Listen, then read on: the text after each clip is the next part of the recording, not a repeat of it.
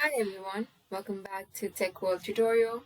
In this video, I'm going to teach you how to log into your Canara bank account. To learn, keep watching the video till the end and don't forget to subscribe the channel by hitting the subscribe button and press the bell icon so that YouTube can notify you whenever we upload a new video. So to begin, open up any browser you please. And in the URL bar, type in www.canarabank.com. This will open the official page of Canara Bank.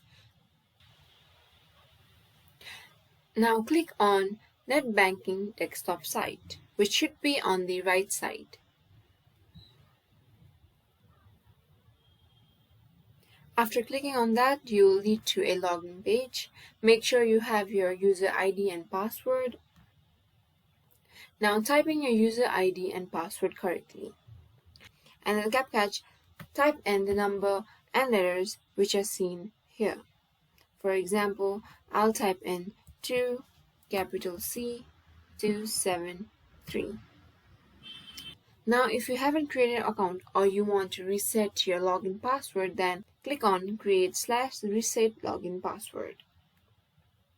Now if you haven't unlocked your user ID or activated your user ID, then click on unlock user ID or activate user ID.